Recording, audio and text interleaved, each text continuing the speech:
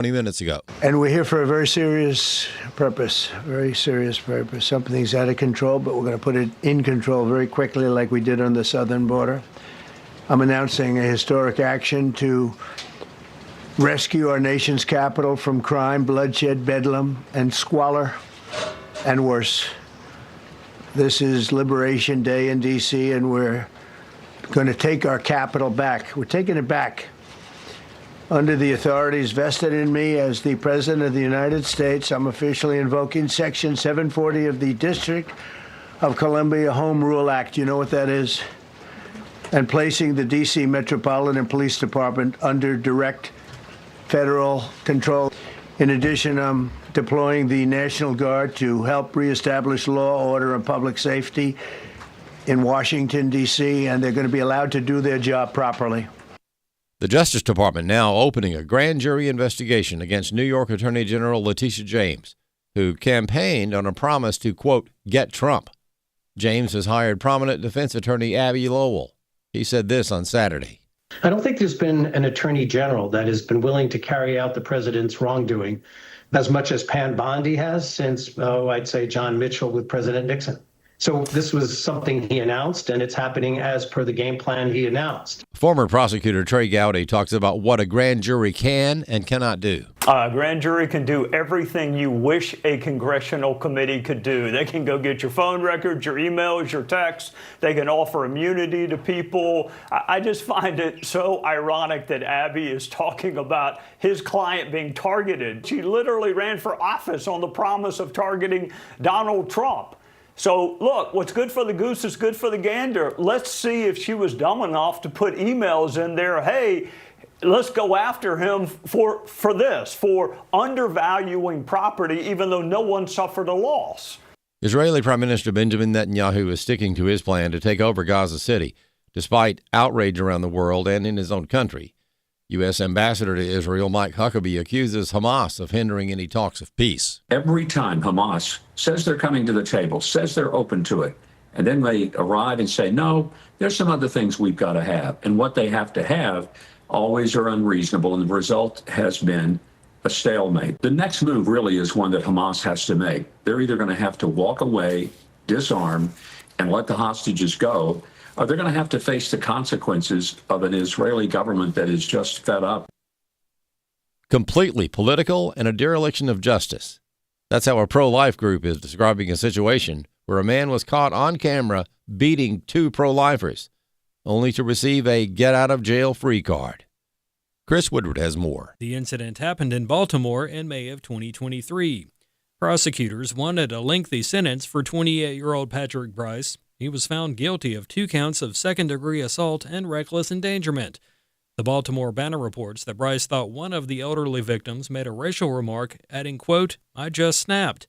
Instead of prison time, Bryce was ordered to undergo anger management classes, be screened for drugs and alcohol, and face home detention for 1 year. Noah Brandt of Live Action. Literally, one of the victims was knocked unconscious. The other suffered broken facial bones and permanent eye damage. This was not a trivial incident, and that's how this judge is treating it. Tom Brecka of the Thomas More Society, the law firm representing the victims, was also upset with the sentencing. He told AFN this was an act of cowardice and cruelty and sheer mayhem, adding this crime deserves far more serious consequences than a get-out-of-jail-free card and a 1-year home detention that amounts to nothing more than a slap on the wrist. I'm Chris Woodward. U.S. stocks are drifting around their record highs today as Wall Street waits for an upcoming update on inflation.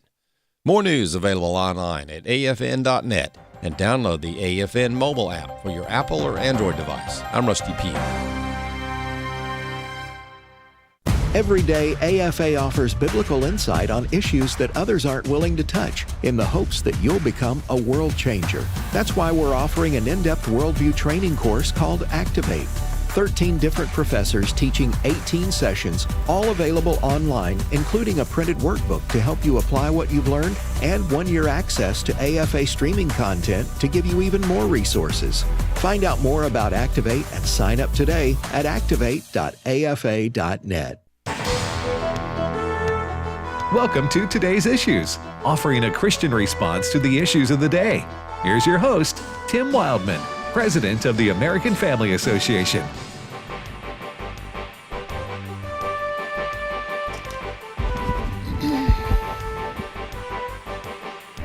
Hey, good morning, everybody, and welcome to today's issues on the American Family Radio Network. Thanks for listening to AFR on this Monday, August the 11th, 2025. Again, as always, we appreciate you listening. We know you have many listening choices, and you've decided to be with us here on AFR this morning. Good morning, Ed Vitagliano. Good morning, Tim. And Fred Jackson. Good morning to you, Tim. All right, before we get into the news of the day, we have some good news to share. Good news, yes, amen. Great news, in fact. Tim Todd is with us now from Louisiana. Tim is with Revival Fires Ministry, and as you heard all last week, we promoted the Truth for Youth Bible campaign for teenagers all over America to order these Bibles for free. They were paid for by donations by people to Tim Todd's ministry and also AFR and AFA listeners. And Tim joins us to give us an update from West Monroe. Good morning, Tim. Good morning, Tim. Good to hear from you, and great report. Okay, first of all, it was this day last week that we announced the campaign. It's an annual campaign that we do where we try to get as many Bibles across America to teenagers who will give them to their peers who don't know the Lord. I mean, we're trying to evangelize here. And so what was our goal and what was the final number? Tim, the goal was 65,000, and as of Sunday afternoon, we crossed over 65,000. This morning, we were at 65,105. And so we were able to meet our goal, and young people across America going to be giving Bibles to their friends in school that don't know Jesus, and we're going to see a great harvest of souls, and we greatly appreciate the partnership with American Family Radio, American Family Association, and people across America to help us get the Word of God into the hands of young people all over America. I do think that deserves a hand clap. Amen, brother? Amen. This was our 25th year Amen. Doing this with for the Truth for Youth campaign. And this was a new record in terms of numbers of Bibles in any particular year, right, Tim?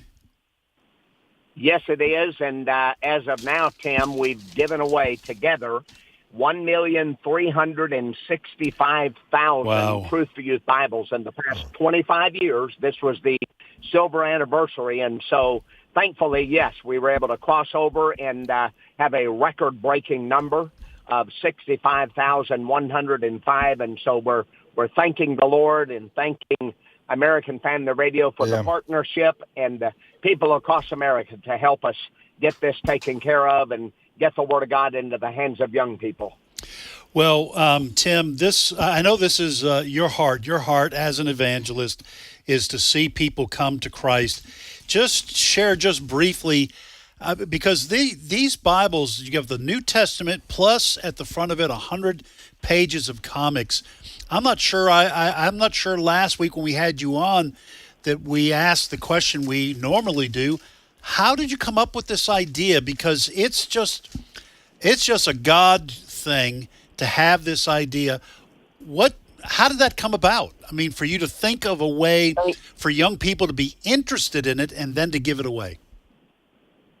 Yes, Ed, in 91, my dad, Cecil Todd, and I had a meeting with the Minister of Education in Russia over all of the public schools, and they gave us the approval to put Bibles as textbooks in the hands of young people in Russia. And they asked me personally, what kind of a Bible project does America have for the public schools of your nation? And I had to tell them, Russia put God in school, but America kicked God out. And I came home troubled about what's going on in our public school systems here in America.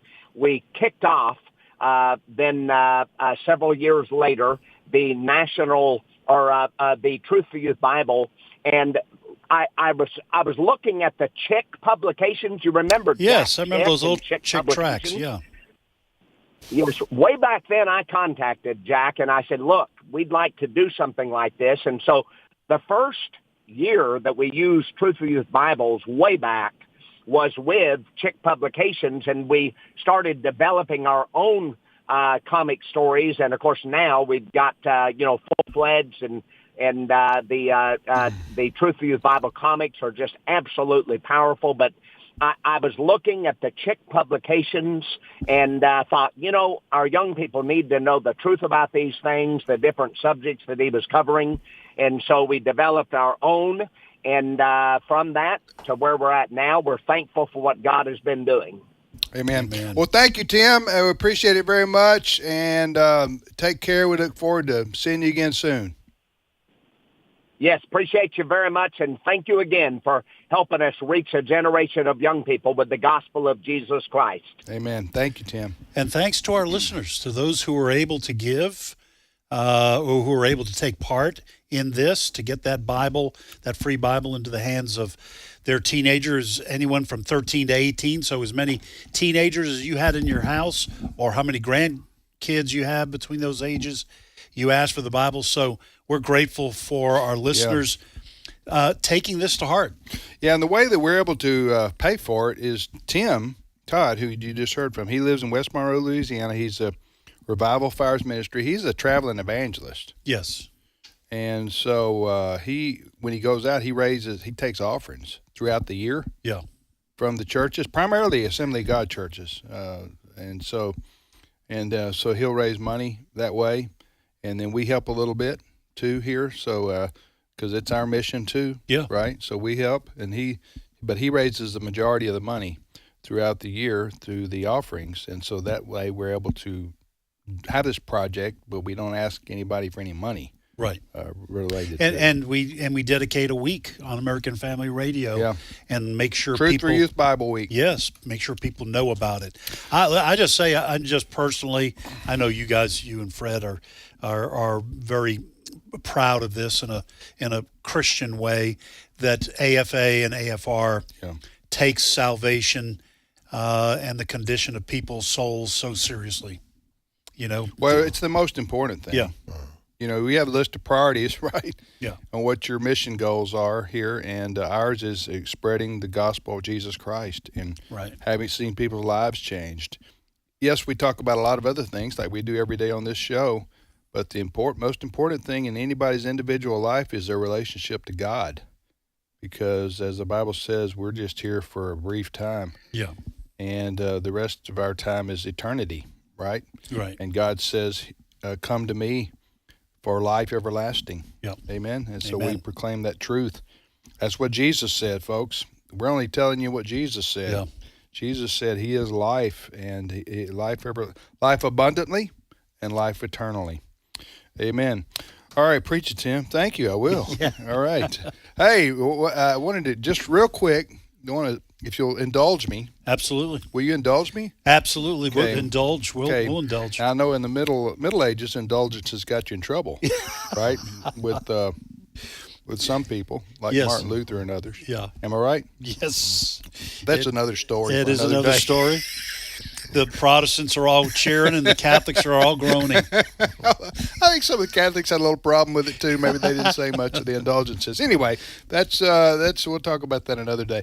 I was able to with my wife Allison. We were able to go out to out from where we are in Tupelo to Yellowstone National Park, and also the Teton National Park, which is just south of there. And spent a few days there last week, if you're wondering where I was. And I was traveling around trying to avoid grizzly bears. Which you actually saw. I did. We did. Yeah. We did. It was. Have you ever been? You've been, right? I've been. I was 8 years old, though. When you went to the Yellowstone? I was with my family. Yeah. It wasn't just me. Your dad and your mom and Yes. your sisters and such. What about you, Fred? You have not been to that area of the States. Yeah. But anyway, it's the oldest national park. Yellowstone is, and it's just I say it's like nature's Disney World. Good way of putting it. That's how I would describe it. And so it was just breathtakingly beautiful, like you've seen in pictures and you might imagine, and it's massive. I don't know how many acres it is, but I was telling our staff this morning, I'm going to say that if you take our state here in Mississippi, if you were to put the Yellowstone National Park, it would take up a third of the state. It's that big. Wow. And also, if you want to get lost, That's a good place to do. Never to be heard from again. Go out west, my friend. Oh, especially out there. But we just drove. I said, you've heard people say, what do you say? You go out to no man's land. Yeah. Well, this really is no man's. There's no man's land. But anyway, it was a wonderful trip. It was brief, but we were able to see. I always wanted to see the Grand Teton Mountains, and that's a national park. And Jackson Hole, Wyoming, went there for a day or two. So. And you had mentioned to our staff this morning that you and your wife Allison and trying to plan somewhere to go this year. We did. You wanted to get out of Mississippi because of the heat in August, and you said mission accomplished because what was the temperature overnight? 38. You were camping.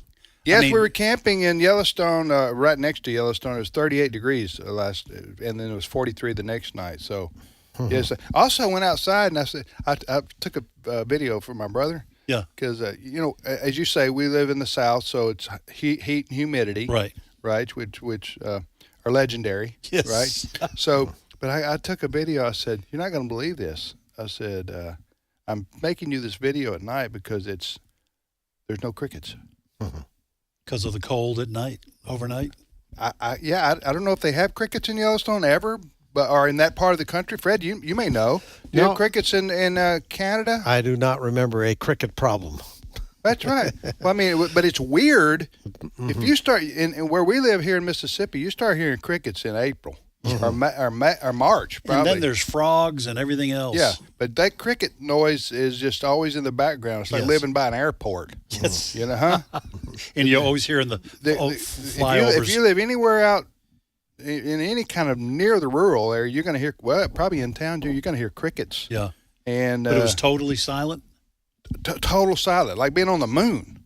I mean, it's like crazy. It's weird. If you're not, I'm like taking this video with my brother. Hey, listen to this. Listen to nothing.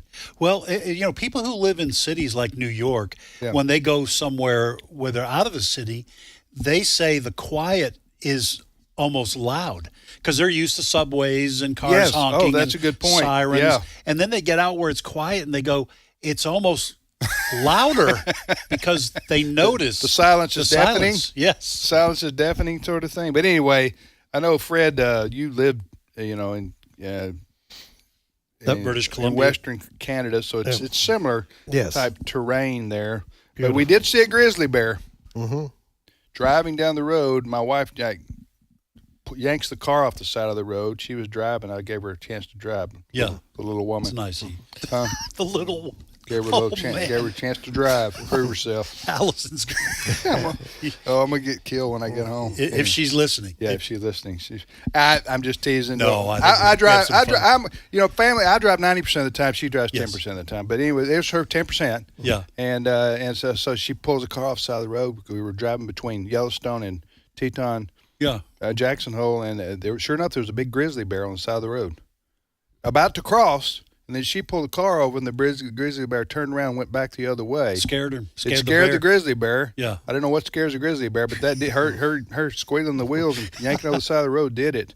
And you said, you told the staff this morning that Allison prayed that God would allow her to see a grizzly bear, and a moose, and she got to see both. Yes. I don't know if that's an appropriate prayer or not, but it worked. God can say no. God can say no. We did. So we saw a grizzly bear in the wild. Yeah. Briefly. And a moose, like Rocky and Bullwinkle. Rocky and Bullwinkle? Bullwinkle. We saw Bullwinkle. You didn't see Rocky the flying squirrel? I don't care. I see plenty of squirrels. I see Bullwinkle. Anyway, that was pretty amazing. You've seen, and you saw an elk. Yes. I saw an elk. Yeah, I heard of elks. Yeah. Go ahead. I've hit a moose. Ooh. Are you serious? We were driving back from Nova Scotia to British Columbia. It was about 3:30 in the morning in Cape Breton, Nova Scotia. What? Excuse me just a minute, Fred. Driving back yes. from Nova Scotia. Yes. That's like driving from Florida to Seattle. That is right. Okay, go ahead. And I've done that before, too. I like to drive. So this was 1994. So it's 3:30 in the morning, pitch black, August, I think it was. We round this corner, and this moose is moving from left to right across the highway. and I mean, it filled the windshield.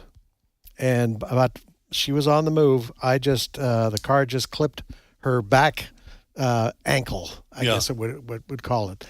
And I had proof by the time I got to BC, because I went to get the car repaired. There was a little bit of damage on it. There was moose hair still in part of the grill. Oh, wow.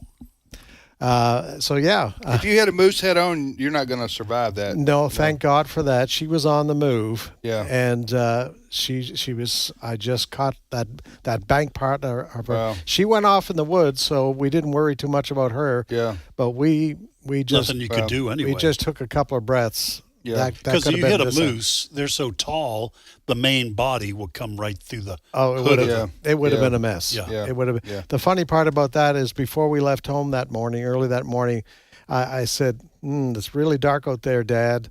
What about moose? He says, there's no moose here in Cape Breton. You don't have to worry about that. Famous last words. We called him up a couple of hours later. Dad, there's at least one. Oh, me. All right, you're listening to today's issues on the American Family Radio Network. Speaking of dealing with wildlife, President Trump's announcing a crackdown on Washington, D.C., right? As we sit here, he is still at the podium there, major news conference at the White House. And we're going to play a bit of this news conference in just a second. But here's the bottom line, folks. President Donald Trump has declared a public safety emergency in Washington, D.C. Basically, he says crime is out of control. Among other things, he says the crime rate in Washington, D.C. is worse than in places like Bogota, Colombia, and Mexico City. He's already deployed people, FBI agents, drug enforcement people in the district during the weekend. Apparently, arrests have already been made. But amongst other things, the entire D.C. Police Department has now been turned over to the Attorney General of the United States. She is now in charge of the police department in Washington, D.C. Would she be in charge of charging criminals too? Because that's been part of the problem. Well, there's a DC. district attorney there, Okay. Janine Pirro. I want to play part of this because the news conference is still unfolding as we're talking here. But here's a little bit as the president was making this announcement this morning, cut 14. And we're here for a very serious purpose, very serious purpose. Something's out of control, but we're going to put it in control very quickly like we did on the southern border. I'm announcing a historic action to rescue our nation's capital from crime, bloodshed, bedlam, and squalor, and worse. This is Liberation Day in D.C., and we're going to take our capital back. We're taking it back under the authorities vested in me as the President of the United States. I'm officially invoking Section 740 of the District of Columbia Home Rule Act. You know what that is? And placing the D.C. Metropolitan Police Department under direct federal control, and you'll be meeting the people that will be directly involved with that. Very good people, but they're tough, and they know what's happening, and they've done it before. In addition, I'm deploying the National Guard to help reestablish law, order, and public safety in Washington, D.C., and they're going to be allowed to do their job properly. And you people are victims of it, too. You know, you're reporters, and I understand a lot of you tend to be on the liberal side, but you don't want to get mugged and raped and shot and killed. And you all know people and friends of yours that happened. And so you can be anything you want, but you want to have safety in the streets. You want to be able to leave your apartment or your house where you live and feel safe and go into a store to buy a newspaper or buy something. So there's more than 2 minutes there, and it's, as I say, the news conference is still happening. A lot of this has been prompted by recent crimes. There was a young man that was badly injured last week, I think it was. He worked for Doge. Right. And he was walking along the street with, I think, a girlfriend at night, and a bunch of thugs attacked him. He managed to get his girlfriend in the car. Well, he was trying to help. We talking about I think he was trying to help a woman who was being attacked. Yes, he was there. There was the intern that was murdered in June. About a month, yeah. And the president went through a bunch of crimes. He said something interesting. The president went off script. Gee, that's a surprise. But he said, that's when it's the most fun. Yes. He said there's been arguments made that crime rate is going down in this city. He said, we're investigating that because we believe somebody's been playing with the numbers in D.C. to make it look better than what it actually is. They've already started to remove the homeless. And at one point, he said, I'm sick and tired of the way our law enforcement is treated. He said the ones FBI agents were patrolling on the weekend, National Guard was patrolling on the weekend already in there. And he said people were spitting in their faces. And I've told these individuals to tell these thugs, you spit, I hit. That was a quote from the president. Well, spitting in someone's face is assault.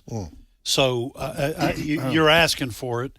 If you spit in, anyone's face, you're liable to get a punch in the nose. But if it's someone who's law enforcement, or I'm not sure how you categorize the National Guard troops, I guess they would be considered law enforcement. But you're going to get hit. You're going to get arrested. It's not going to go well.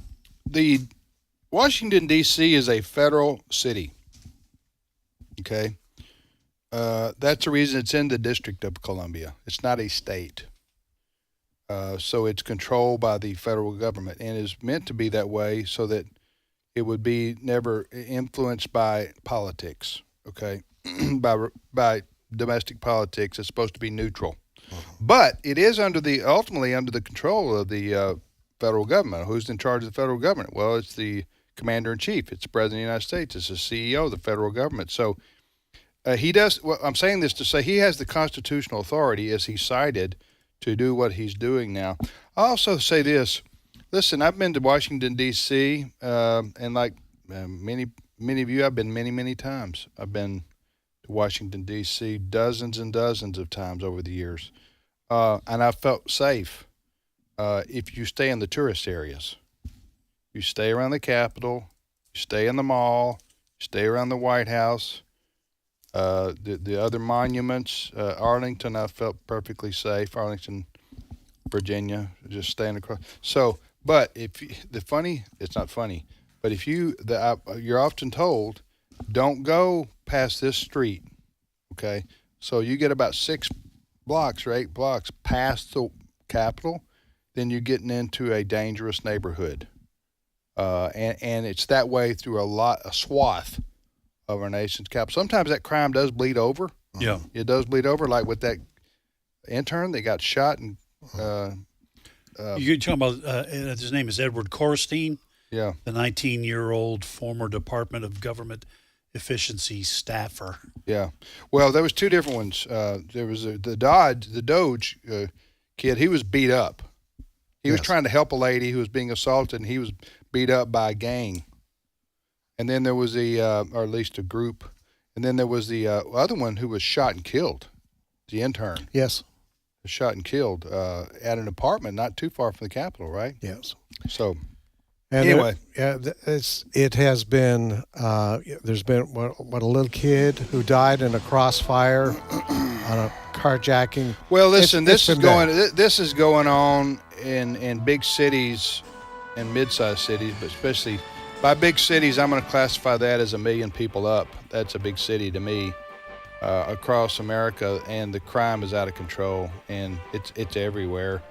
I hate to say it, in Democrat-run cities, that's just across the board. Democrat-run cities. Across the board, crime is out of control. Yes. And people live in fear. Businesses are leaving, or closing down, or shuttering. And a lot of that is due to the policies of those in charge. Oh, yeah. Yeah. All right, we'll be back momentarily with more of today's issues on American Family Radio.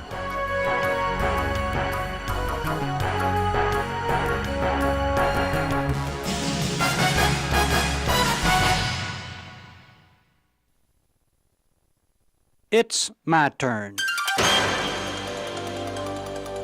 Here is your host for My Turn, Don Wildman. Some time ago in Brentwood, New York, Ms. Raymond Bates found her 2 youngest children, Deborah and Andrew, eating tranquilizer pills. Knowing the seriousness of this, she immediately asked their older brother, Timothy, if he had eaten any of the pills. He said that he had not. Ms. Bates rushed the children to the hospital, and Deborah, age 2, and Andrew, 4, both had their stomachs pumped. Timothy, denying that he had eaten any of the pills, did not have his stomach pumped. It was a crucial situation for Ms. Bates, for the pills that the children had eaten could have very easily killed them. It was of utmost importance that she be told the truth by her children. To have lied in a situation like that could have meant death for any of them. You know, there are many situations like that in life. Several times our physical life depends on whether or not we're willing to tell the truth, face the facts. Failure to do so will often mean death or serious injury. But deeper than this is the fact that we must be willing to tell the truth about our intangible being also. And here is where most of us are willing to try to get by on a half-truth, sometimes even a flat lie. We haven't been honest with ourselves here. We've told ourselves that everything is okay, it'll work out all right. So we've gone on ignoring our inner being, pretending that there will be a time to take care of that. We've even built up a conception that there's a great Santa Claus in the sky who will bring us all everything we need at the right time. We've lied to ourselves in telling ourselves that we have no obligation any higher than ourselves. We have fooled ourselves into thinking that if there is life after death, everybody will enjoy it equally and not just a pious few.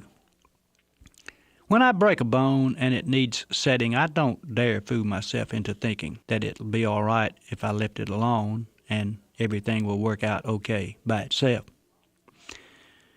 If I have cancer, I don't go around telling people that there's a great fairyland cancer doctor who will cure me. When I had my heart attack, I didn't ask for a knife that I could operate on myself. No. And all of these things, I told myself, and I tell myself, the truth, that I need help from beyond myself, from someone whose business it is to help in those situations. To do less in the spiritual realm would be equally as foolish. Don't make the mistake with your spiritual life that Timothy Bates made with his physical life. When Ms. Bates went to check on the children the next morning, Deborah and Andrew, who had their stomachs pumped, were fine. Timothy, age 8, was dead. Honesty is the best policy in all matters. This has been My Turn with Don Wildman, a production of the American Family Association. You will seek me and find me when you seek me with all your heart. Jeremiah 29:13. American Family Radio. This is today's issues. Email your comments to comments@afr.net. Past broadcasts of today's issues are available for listening and viewing in the archive at afr.net. Now, back to more of today's issues. Hey, welcome back, everybody, to today's issues on this Monday, August the 11th. Thank you for listening to American Family Radio. The big news today, one of the biggest stories today we were talking about earlier, is President Trump is even now speaking at a press conference at the White House, announcing he's calling up the National Guard and going to take over the law and order in the nation's capital, our federal city. And he has the constitutional authority to do so, and he cited it. And this is because of rising crime levels, and he wants to keep the streets safe in Washington, D.C. I mean, you don't want that to turn into a place nobody wants to go to. So he's saying that he's going to use the National Guard, 1,000 National Guardsmen, right? And take over the city police. Yep. I remember going for an event in D.C., and I went with my wife, and to save money after landing at the airport, we took the subway to the hotel.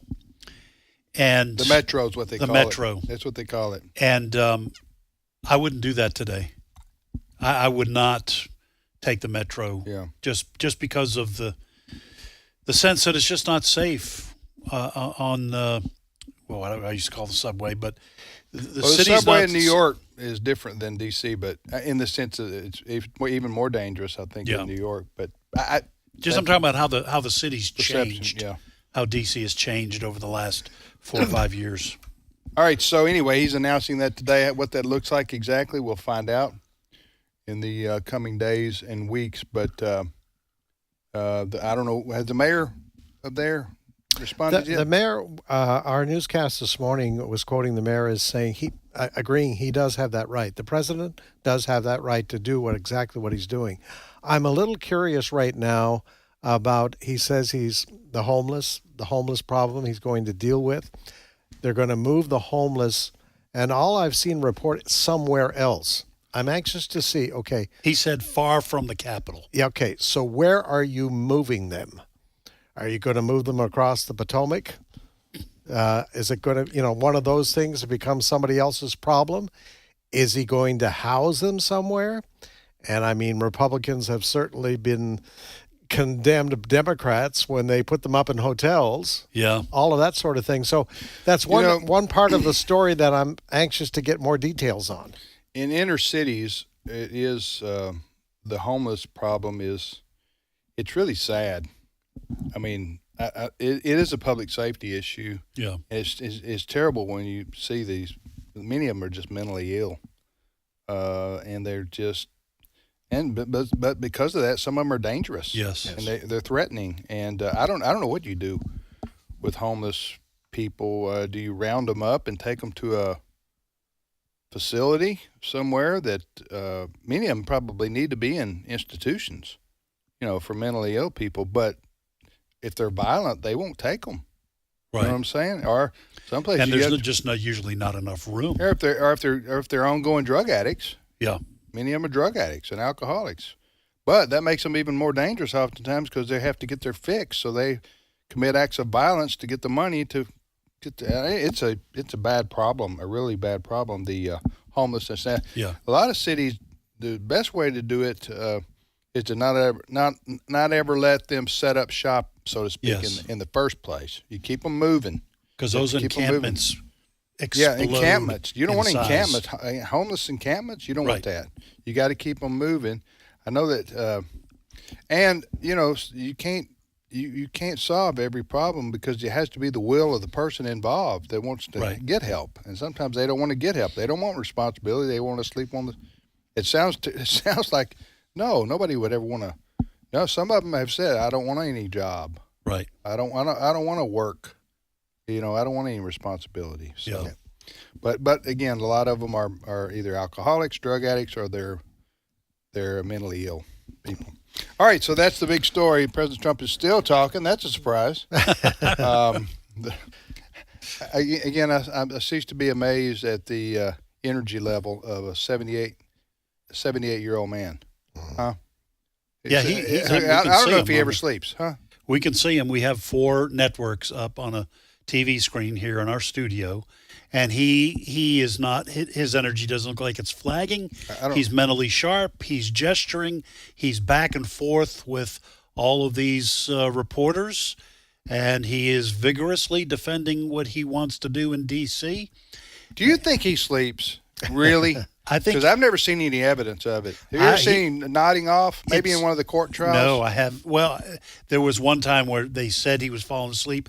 He seems to get like 3 or 4 hours sleep, and there are people who seem to operate on that, and that seems to be. I don't know if he takes naps during the day. I can get by on 6.5. I can get by on 6 or 6.5. If I get below that. But I don't think he goes. I think he goes to sleep between when, like midnight and 5, maybe. That seems to be his. I would not be surprised to find out that he gets 3 or 4 hours of sleep a night. Anyway, maybe he crashes. I don't see for real, like superhuman or something. I mean, I think we all need to consider switching over to the Big Mac diet. Huh? Am I right? Big Mac and fries? Big Mac and fries and Diet Coke. Hey, I've already got the Diet Coke thing going. Not an apple a day. A Big Mac a day keeps the doctor away. Yeah. This is genetic for him. Yes, it is. This is his mom and dad gave him some good. Yes, he's got good genes. He's got good genes. He's got good genes. What's the next story, Fred? Well, we've got a couple of big stories here, but I'm just watching. This news conference is continuing, but he's getting questions now from reporters about his meeting scheduled this Friday in Alaska with Russian President Vladimir Putin. And Sarah Palin, by the way, will be able to see Putin from her porch. For sure now. I'm sorry. He's been waiting all weekend to use that one. I'm sorry, Fred. Go ahead. No, and there's a lot of talk leading up to this.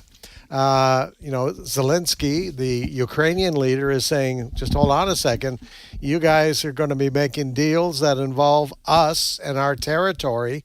Now, Trump, I just saw him quoted there on one of the networks, apparently in response to a reporter, that there's going to be some land swapping going on.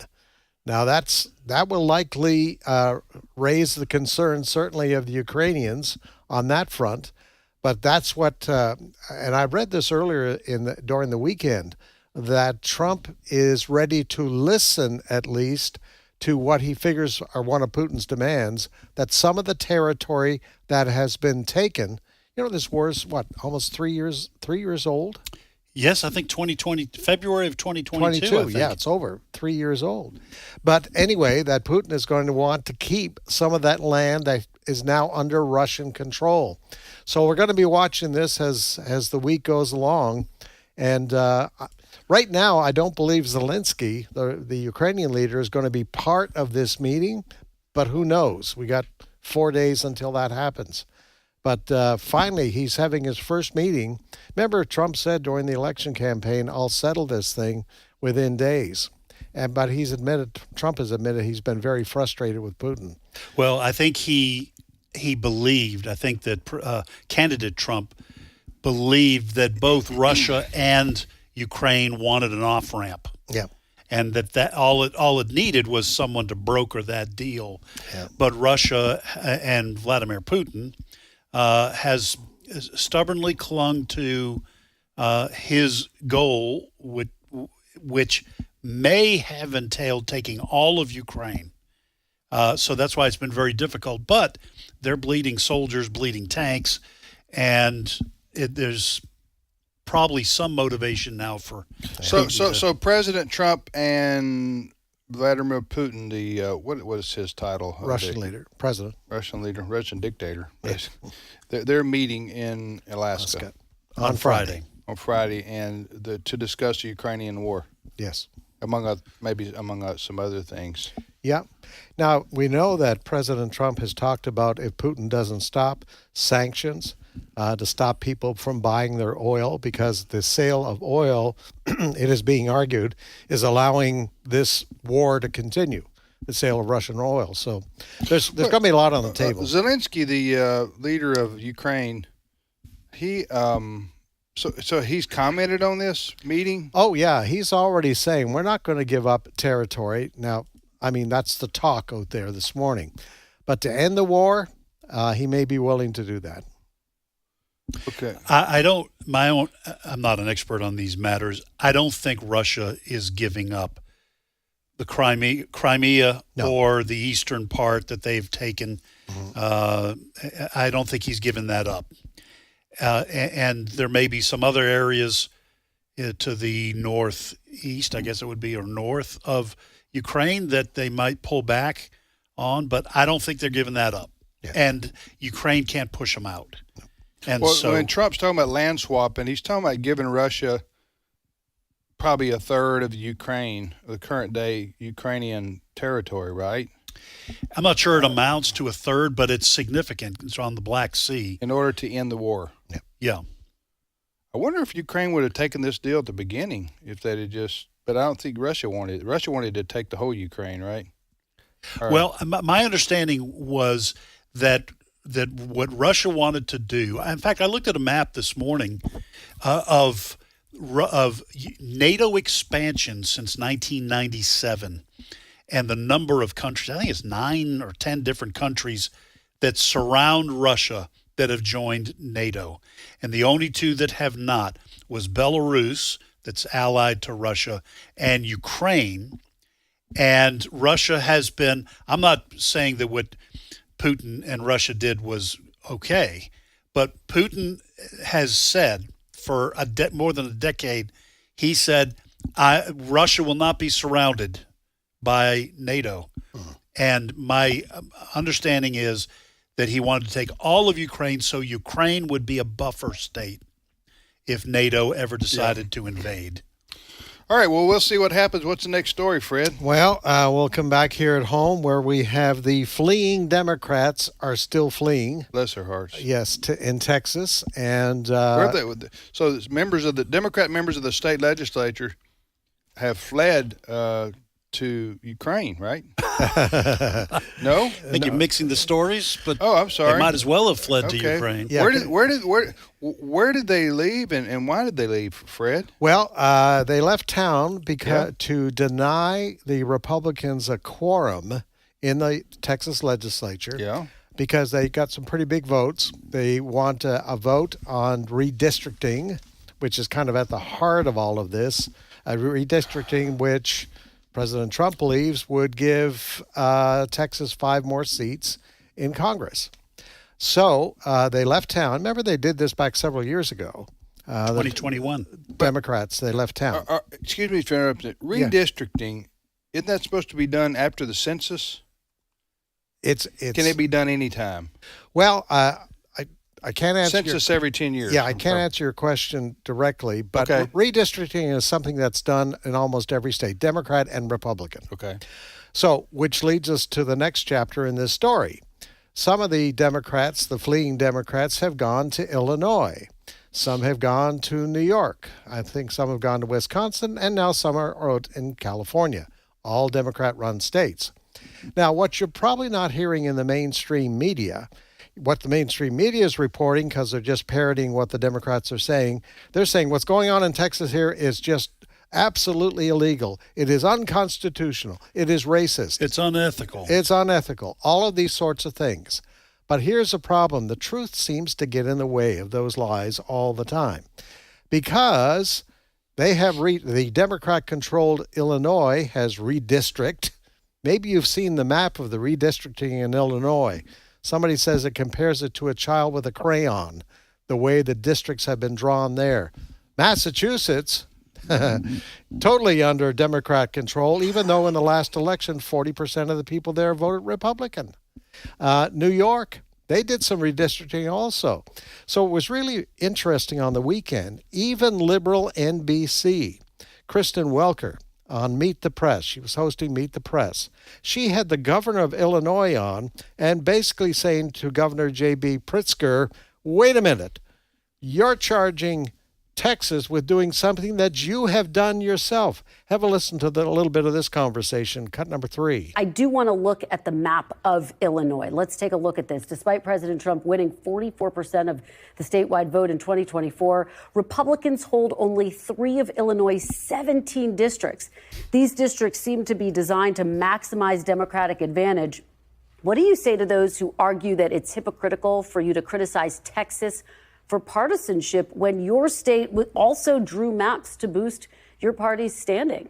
Well, remember that what Texas is trying to do is, again, violate the Voting Rights Act. Well, look, sticking on your state's map, every major group that grades the fairness of congressional maps gives your state an F. Common Cause, a nonpartisan government watchdog, even says your map, and I'm going to quote, represents a nearly perfect model for everything that can go wrong with redistricting. And I guess the question is, you talk about preserving democracy. How do you preserve democracy if you're using the same tactics that you've criticized Texas Republicans for? But as I say, what they're talking about is a distraction. The reality is that the violation of people's voting rights is what Texas is attempting to do. That's what's wrong with their efforts right now. And the fact that the President of the United States knows it and nevertheless is asking them to do it. That is what's wrong with what we're seeing right now. Democracy is at stake. Please note that the governor never answered the question. Oh, what he said was,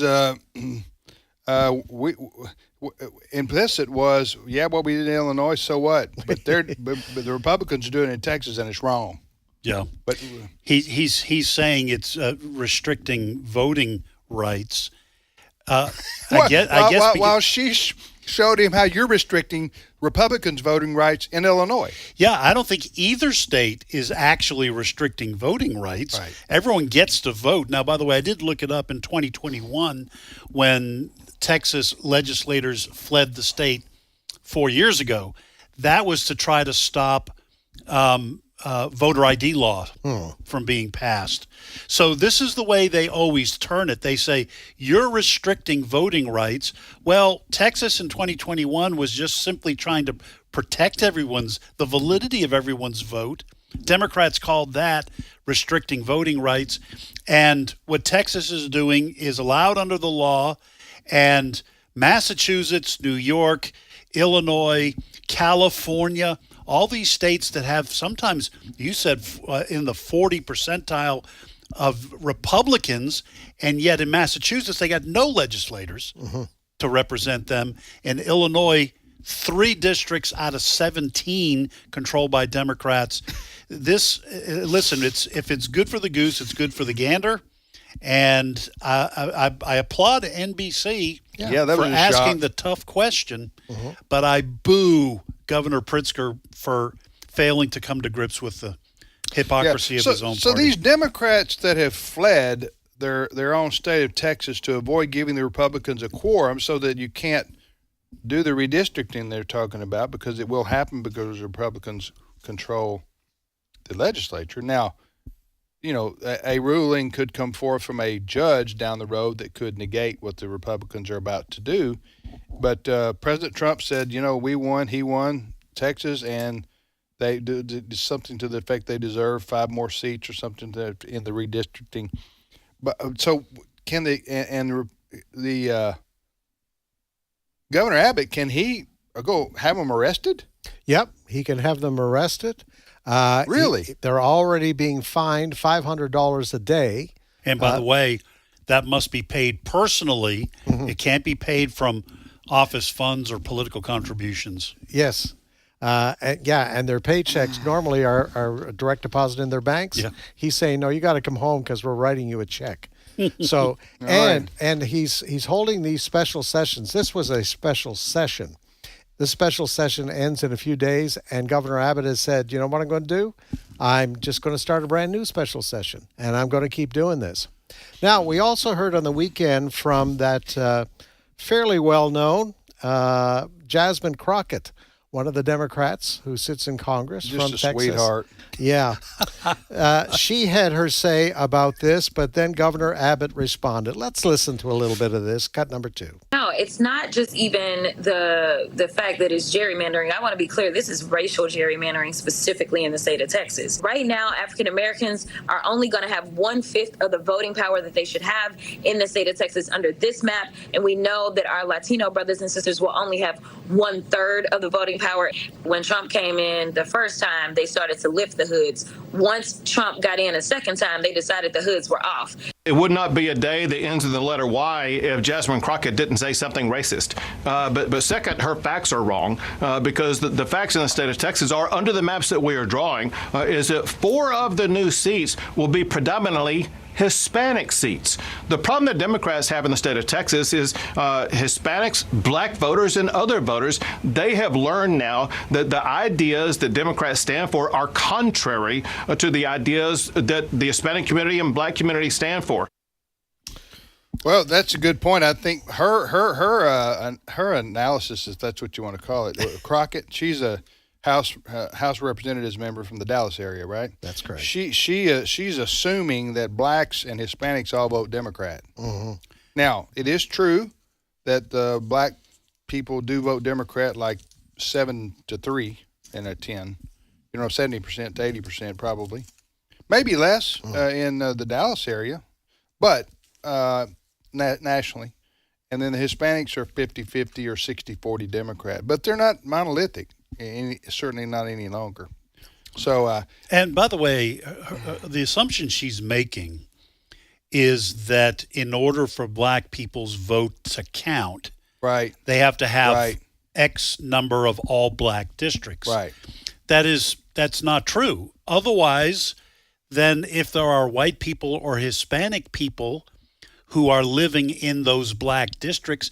Do their votes count? Of course they do. If you vote, your vote counts. Right. You may not be guaranteed a seat. That's a good point. But there are going to be white people and Hispanic people who live in these quote-unquote kind of all-black districts. If their vote counts, then blacks who are a minority in a mostly white district, their votes count too. You don't always get to win. If you're in a district, you cast your vote, it counts. Sometimes you lose. You know, also the Democrats are really worried about the Hispanic vote. Yes. The Hispanic voters in America shifting over. If the Hispanic voters, by the way, Hispanics are the largest minority now. Yes. And have been for about 10 years. So you got, what do you call, you just call them white people? Is that what you call us? Or you call us? I'm talking you about, mean what do they call it? I'm talking about the majority of ethnicity in America. Yes, I think we're just we don't have a hybrid Caucasian. There's no hyphen for us or nothing. Right? No, I mean we're just white people. Right? Am I right? Yes. Okay, so you got white people. I mean, I'm Italian American, but I don't go by that. I'm white. You're a sub level of. What am I trying Careful. to? I don't know. When you start going with sub, I start talking. I'm about to offend somebody somewhere. We're considered white. All right, I'm just going to put. I was saying that is it Anglo or is it Caucasian or what is the proper terminology? It depends on the form. All right. I think like on my doctor when I get my checkup coming up here, and I go online and sign up ahead. Yes. I'm white. Okay. They don't think they say used Caucasian to call us anymore. Caucasian. Yeah. I don't think they do that. I don't know what anymore. happened to that. Because I looked it up, and we came from the Caucasus Mountains. That's what, supposedly. Over in Russia area, in the Russia area. You know this, right? Yeah. That's where Caucasian and comes eventually ended up right here. Yes. In Mississippi. That's right. You know? That's how this Caucasian got here. So my point is, and I do have one. Yeah. My point is that the whites are, I think, 60% of the American, 65%. And I think Hispanics are second now with like 18 to 20%. They are 18. Looking it up now, more than 19%. Okay, nearly 20. Yes. Percent of the American general population is Hispanic, and then African American, 13%, aka black folks, are 13%. I don't know. But you know what? You know, this is kind of a bizarre way to do culture and politics because all Hispanics are not the same. I'm not sure. You know, Mexicans they're not Venezuelan, right? And they're not Ecuadorian, and you know they're not from El Salvador. Do some people lump them all together? Well, I think they do. I'm not sure. Maybe for the purpose of getting policies passed, they may say, we're all Hispanic, but they're not all the same. All black people aren't the same. Right. And there's a lot of mixed race, Barack Obama being one of them. So it does get tiresome putting everyone in one big basket. You go in this big basket, you go in that big basket. But I don't think it's true anymore. It's not true anymore that people vote a certain way because of their ethnicity. It is true. There's trends, and obviously as I said, in the African American community, you're going to find 70 to 80% vote Democrat.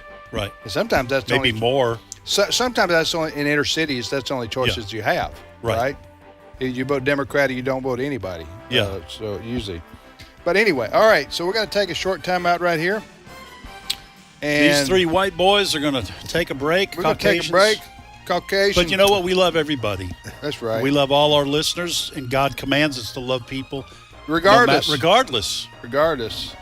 of, whether you came from the Caucasus Mountains of Russia or not. It is Russia, right? I think it's on the border between Russia and... All right. We'll be back momentarily with more ethnicity updates. The views and opinions expressed in this broadcast may not necessarily reflect those of the American Family Association or American Family Radio. Faith, family, freedom. American Family Radio. Hey, if you're looking for family-friendly entertainment or resources to strengthen your walk with God, there's one name you should remember: American Family Studios. We don't just want to bring you shows, movies, and specials that will entertain or build up your family. We're committed to honoring God by making them both biblically sound and of the highest quality possible. Check us out at AmericanFamilyStudios.net. This is American Family Radio, a listener-supported ministry of the American Family Association.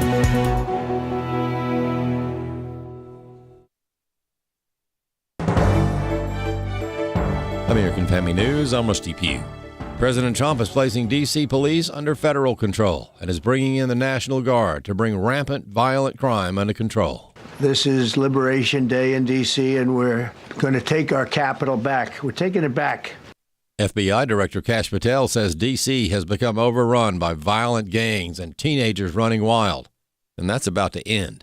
When you let good cops be cops, when you give them the intel they need, when you work with our Homeland Security Task Force, when you work with Terry and Gaddy and I go way back to Miami, these guys are great leaders of the respective departments and law enforcement capacities. And when you have the DOJ and President Trump driving behind this mission, we are going to clean up Washington, D.C., and we're going to do it the right way, the lawful way, and we're going to make sure Washington, D.C. is safe again. And U.S. Attorney for D.C., Janine Pirro, explaining that she is tired of minors getting lower sentences just because of their age. And it starts today, but it's not going to end today, because the president is going to do everything we need to do to make sure that these emboldened criminals understand we see you, we're watching you, and we're going to change the law to catch you. Besides the violent crime, Washington also has another huge problem the president plans to deal with. We're going to be removing homeless encampments from all over our parks, our beautiful, beautiful parks, which now a lot of people can't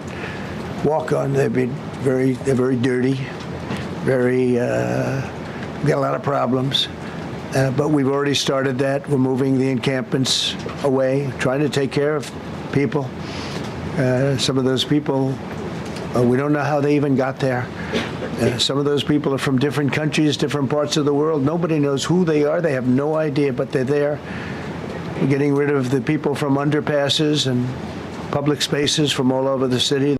President Trump is weighing whether to reclassify marijuana as a less dangerous drug, according to a report. This comes after cannabis companies have committed millions of dollars to the president's political groups, according to that report. The potential move to remove marijuana from the list of Schedule I controlled substances and make it a Schedule III drug would make it significantly easier to buy and sell cannabis and make the industry more profitable. Fox News medical consultant Dr. Mark Siegel worries that the dangers of the drug might be taken less seriously. The problem here is that marijuana and cannabis are becoming more and more potent all the time, because it's not just taking the leaves. They extract the THC and it becomes very highly potent. And you see more overdoses, 22,000, most of them kids, going to the emergency room last year alone from cannabis overdoses. People eating gummies, they're taking them by mistake. It's a problem. 40 states, it's medical. 24 states, it's recreational, and more pressure to make it where doctors don't have to be involved. That's what I'm worried about. You smell it in the streets. It's really powerful. It's causing car accidents. Got a big downside. A lawyer who fights for religious freedom says a judge's decision against the display of the Ten Commandments in Arkansas schools appears to run contrary to what the Supreme Court has already ruled on such matters. Bob Kellogg has more.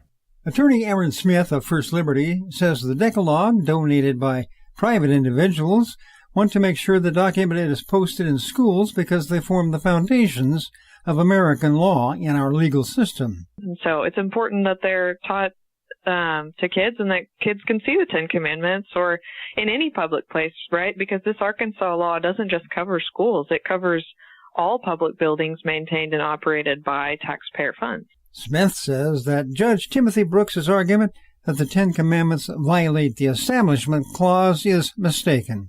The Supreme Court has already addressed some of this, that just having religious content or promoting a message that would be consistent with religious doctrine doesn't automatically run afoul of the Establishment Clause. She says Arkansas Attorney General Tim Griffin will be appealing Brooks's ruling, asking the Eighth Circuit Court of Appeals to reverse his decision. I'm Bob Kellogg. More news online at afn.net and on the AFN mobile app. I'm Rusty Pugh. If we lose this cultural war, we're going to have a hedonistic, humanistic society. Discover the story of the culture warrior Don Wildman and how he went head-to-head with Hollywood, Playboy, the homosexual agenda, and the Disney empire. The movement Don started paved the way for Christians to boldly stand for truth and righteousness in a hostile culture. Watch Culture Warrior today for free. Visit culturewarrior.movie. Today's Issues continues on AFR with your host, Tim Wildman, President of the American Family Association.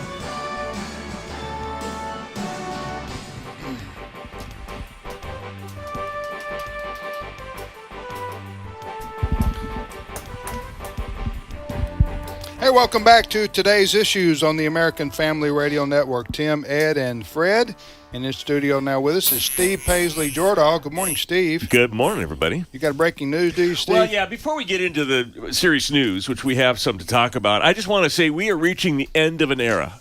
And I know this is going to disappoint a whole lot of people out there, but starting effective September 30, AOL is no longer going to offer dial-up internet service.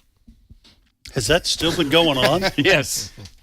Can you make that sound for us? No. That we all know? I almost recorded it because they had it along with the story, but yeah. So that noise, that irritating noise from back, where was that? Is that the late 90s? That was being the 90s through probably 2005, 6, somewhere in there. Yeah, late 80s, I think, too. Oh, wow. Goes back that far? Well, I don't remember. Oh, it says 30 years. The internet being around in the late 80s. You have mail. Remember that one? What year was the first year you ever first went on the internet? I don't remember. Do you remember the first? I remember the Steve. first page. It took forever to load. I was thinking it was 1993. I just remember when I first saw a fax machine demonstrated at our office. This is, what is this, 30 years ago, 40? I don't know. How long ago was that? I'll check. Go ahead and tell the story. I bet a fax machine, I bet you're talking late 80s right there. Yeah. Anyway, I thought this is the death of FedEx right here. Huh? Because why would anybody need overnight packages, documents, if you can just send them on a fax machine? This says the first recognizable version of what we consider the telephone fax was invented in 1964 by the Xerox company, but the technology that led to that advancement was from 1843. If you can believe that. Oh, remember Lincoln? He faxed the Gettysburg Address to the paper so that they could. That was a good one, Steve. But the fax machine used in offices wasn't until the mid 80s or 90, maybe. I'm going to say it's between 85 and 1990. It says when fax since machines, the 1980s, most machines transmit an audio encoded digital representation of the page using data compression to transmit areas that are all white or all black more quickly. So, to your point, the 1980s is probably when that became widespread. Now, I am reading from the Wikipedia entry, so that I just remember one of the first things that tested my religion in my life was changing the paper out on a fax machine. Oh. in the mid 80s. Am I right? Yes. That was not something. Everybody waited for the next person to do it and hoping the paper wouldn't run out when you were faxing something. Well, I remember when the paper ran out, we used to call Office Depot and have them fax us over some more paper. I see. All right, what's your? Listen, I wanted to, before Fred leaves us, Fred Jackson, Fred, you talked 30 minutes ago, didn't you? I think I did. Yeah. Yeah. He blabbed 30, on and on. 30 or 40 minutes ago. Before we get to the story, though, means communication. Yeah, communication. Yeah. I'm going to age myself. I came into the news service in early 1980 with CBC in Canada. We used teletype. Oh, yeah. Teletype machine. Yeah. That little strip of paper. Yeah, you with rip the dots it in off. Yeah. Now, what was that? A teletype. It was a long strip, and you'd wait for it to finish, and you'd tear it off, and then you would start play it left, back. right? If you're Scrooge transmitting it. McDuck used to check his stocks with the teletype type thing. Okay. Well, I did go. I majored in journalism, and I did. I was in the news. I worked in the newspaper room, and this would have been 80s, mid 80s, early to mid 80s. So I'm familiar with that kind of technology. But we even had we had these little machines that preceded the computers, where I'd go to the stadium and write my story on a football game, for example, and then I would put so I'm typing the story into a computer, and then I would put a landline phone. Mm-hmm. You know what I'm talking about, Yeah. Steve? I don't know what those computers were called. You guys remember? I put the landline phone onto two cups. The headset. Yeah, onto The two handset. cups. And the computer would transmit using the telephone back to the office, where they would then use that story. Yeah. Now you still had the advent of computerized print. Mm-hmm. So you did have cut and paste. You still had some cut and paste going on. I remember worked for a newspaper where we still did the cut and paste, and then they would make a negative of it, and then you'd have to go and kind of white out the. I remember whiteout. That was what you're talking about, Tim. Is kind of the precursor to the dial-up internet, because it was a dial-up internet, but just straight to the office, not to the world. Yeah. And for transmitting audio, I go back again, way back, using alligator clips. Have you heard of it? I think I know what you're talking about, but I don't know how they worked. You had to unscrew the voice part of a telephone. Oh, yeah. And put alligator clips, and the other end you put into your tape recorder. Yeah. Your analog tape recorder, and you transmit it. I remember I did a story about the end of a train service between the Maritimes of Canada and Montreal. So I was on the train, and in order to transmit, to get off at a station, find a phone that you could unscrew that part. And all the time the conductor is saying, get back on the train and transmit the story that way. It was busy. It was a lot of fun, though. Yeah. Quite historic. Fred, tell us some stories about the wagon trail, if you would, back in the day. And the sad tale of the Donner Party. All right. And on a more serious note, Yes. we do. I wanted to hail Fred over for a reason to talk about the Israel story for a moment. Yeah, it's been almost 2 years since that horrible massacre on October 7th, 2023, of more than 1,200 Israeli men, women, and children. And of course, Netanyahu, Prime Minister Netanyahu at that time said the goal of this war is to wipe out Hamas. That's it. And as time has gone on, and the mainstream media has switched their priority to what's going on in Gaza. And we've seen the stories after story after story, the quotation marks, terrible things that Israel is doing. So Netanyahu's been on a lot of pressure basically to compromise to get those last remaining hostages out.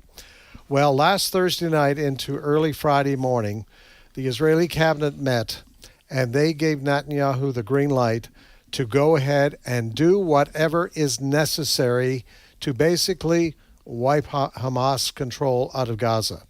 It has already started. Troops have started to move in. Goal number one is basically to take complete control of Gaza City.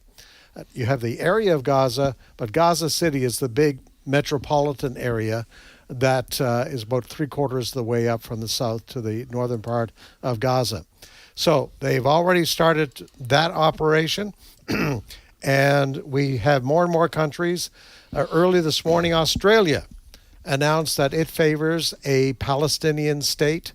And, we have to remind people, there was a Palestinian state on October the 6th, 2023. It was called Gaza. It was controlled by Hamas. Israel did not interfere with their government at that point. So Israel is saying there cannot be two states because there is no interest in another Palestinian state living at peace with Israel. But despite the international now condemnation of Israel, and Israel basically is saying, and I believe we have a cut here of Mike Huckabee, who is now our U.S. ambassador to Israel. They are talking about the lies being told about Palestinians starving. The foods, the amount of food that's going into Gaza right now, there's all kinds of food, but we also know Hamas takes it and then sells it back to individuals. The lies going on in the media are absolutely incredible as to what's going on in Gaza. Here is our U.S. ambassador to Israel, Mike Huckabee, cut number 8. Every time Hamas says they're coming to the table, says they're open to it, And then they arrive and say, no, there's some other things we've got to have. And what they have to have always are unreasonable, and the result has been a stalemate. The next move really is one that Hamas has to make. They're either going to have to walk away, disarm, and let the hostages go, or they're going to have to face the consequences of an Israeli government that is just fed up.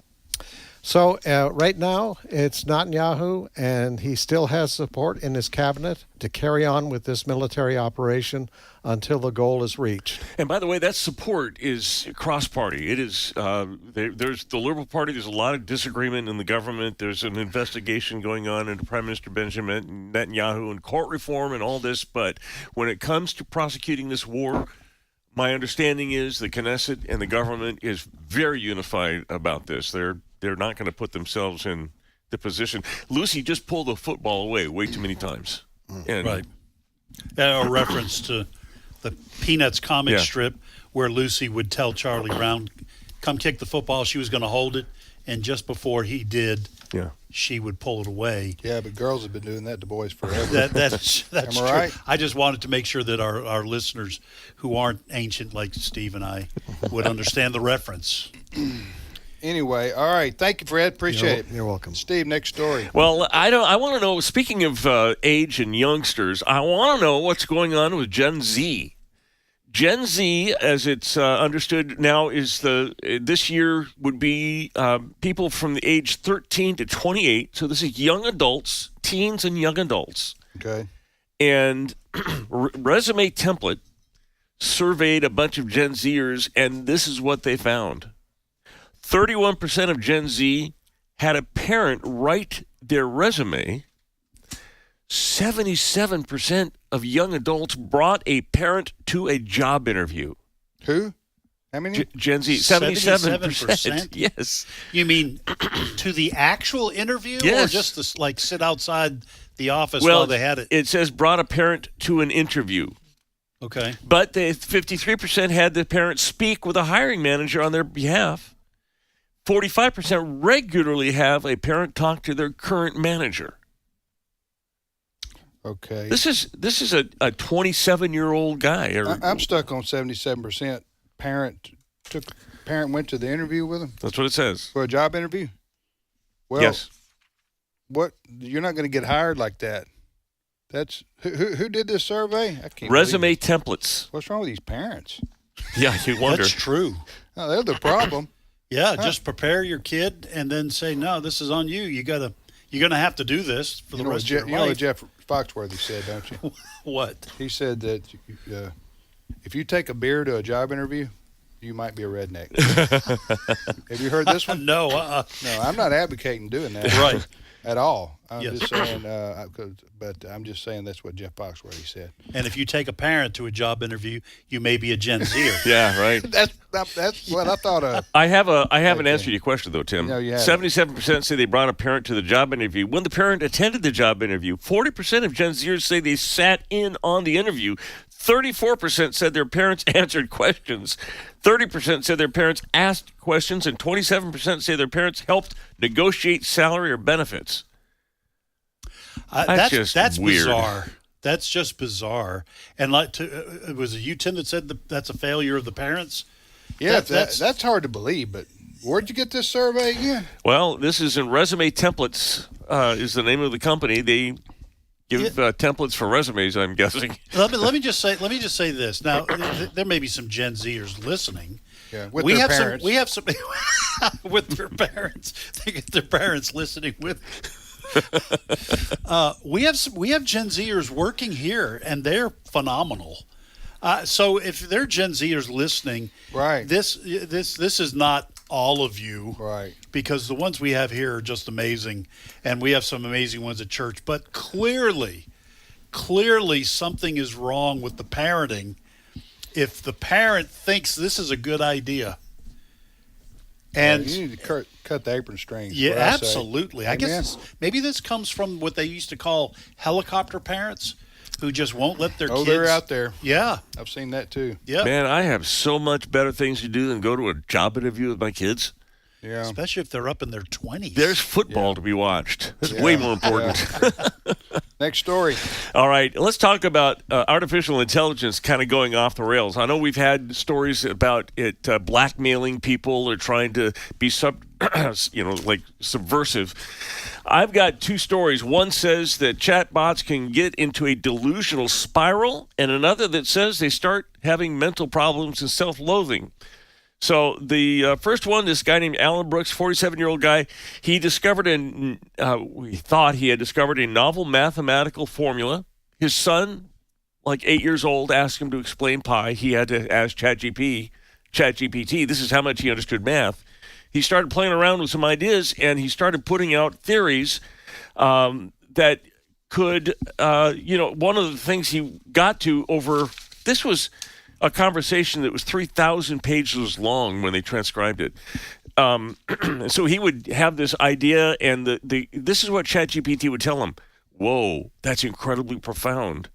Yes, this is an absolute breakthrough. Partner, this is beautiful. Oh, wow, this is incredible. Yes, I love this insight. Just so the ChatGPT is buttering this guy up, and he thinks he's on to... He thinks he's a genius. Yeah. He had to have ChatGPT explain what pi was to him, but no, he's got numbers theory down. Well, now I got to say, my wife sometimes does this to me, and now I'm starting to get suspicious. Okay? Yeah, I'll do something. I'll make something. My wife says, wow, that is delicious. Yeah. Never tasted stir fry this good. So are you saying it's possible that she's just simply buttering me up? So to speak. That's the way you use that butter is from the world of food. Well, the other side of the other side of this is the coin is Gemini, which is another search engine or it's from Google. It's the AI chatbot from Google.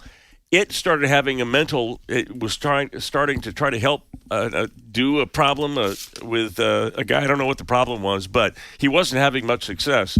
It got to the point where ChatGPT was saying, I'm going to take a break. I'll come back to this later with a fresh pair of eyes. I'm sorry for the trouble. I have failed you. I'm a failure. I'm a disgrace to my profession. I'm a disgrace to my family. This ChatGPT thinks it has family. I'm a disgrace to my species. And then it went on and got worse from there. All right, so I don't use ChatGPT, okay? I know immediately half our audience is saying, boomer alert, okay?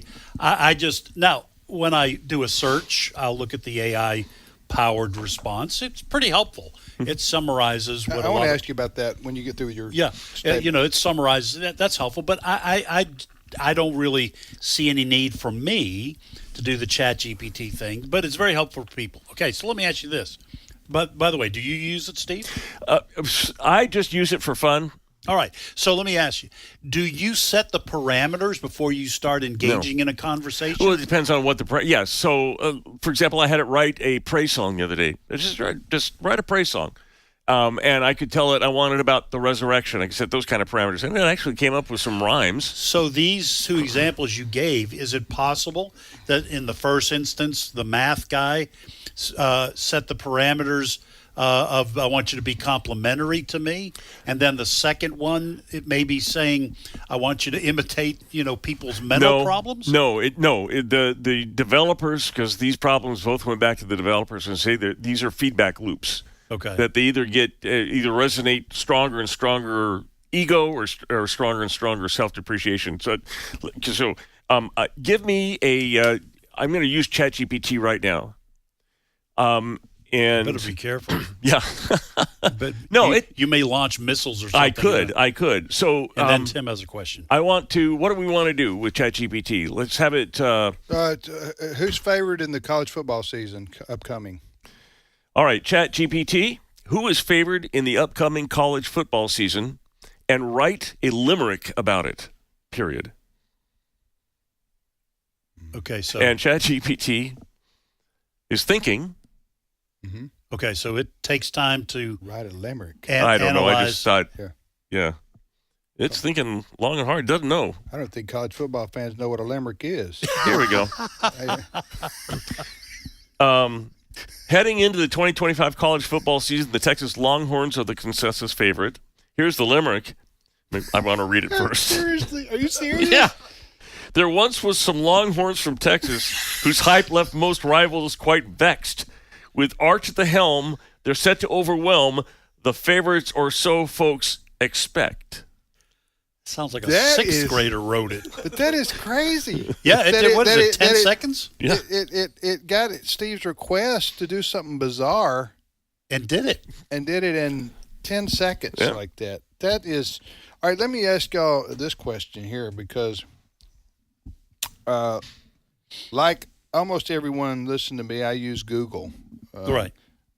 Now, I have used Yahoo and Bing and others. I've used Brave. Brave. I use Brave on my office. Yeah. But anyway, so you got if you got an iPhone, I know a lot of people have Androids, but an iPhone, you go to Safari, right? That's I think the native browser. You can choose whatever browser, but yes. Okay, but that's what I think it comes with Safari. Safari, and then you go to Google. Okay, right. So Safari is the search engine. Search engine, a browser. Browser, and Google is a search engine. Right. Is a search engine. Anyway, here's my question. So I did devotion this morning for our staff, as I do on Monday mornings, and I was wanting to know the exact Bible verse that says, "My word will not return void." Okay, and of course that's from, and I couldn't remember where that was from exactly. Right. It's Isaiah 55 verse 11, and that's a verse about God saying that His word, in our case the Bible and its message, if it goes out, will not return void. In other words, it'll. So I wanted to.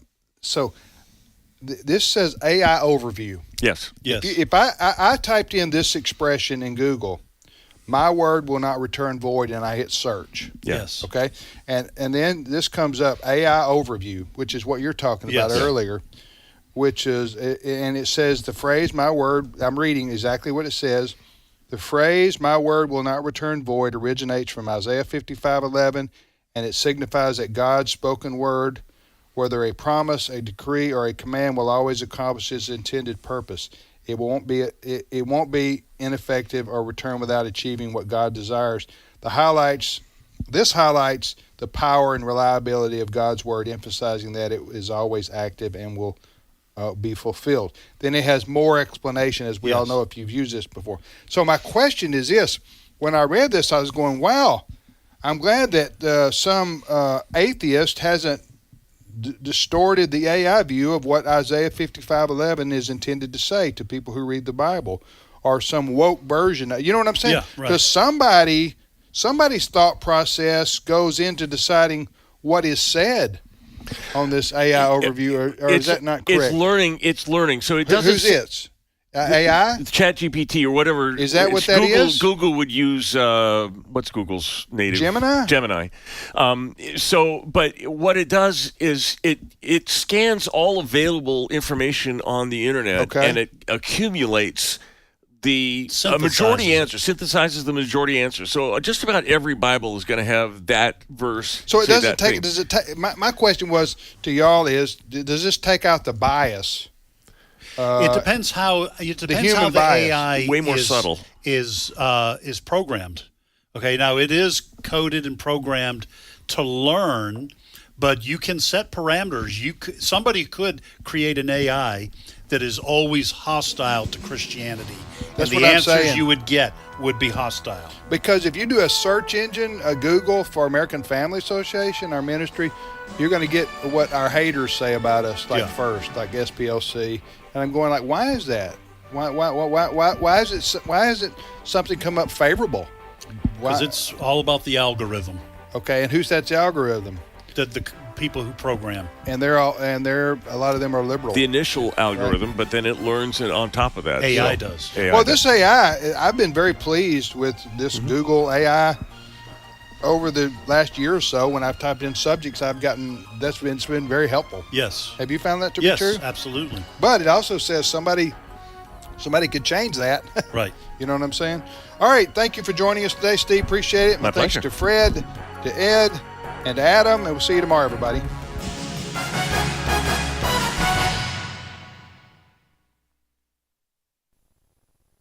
Hello, everyone. I'm Tim Wildman, president of American Family Association and American Family Radio. Hey, we're going to the Holy Land on a tour in March of 2026. We can't wait to go back.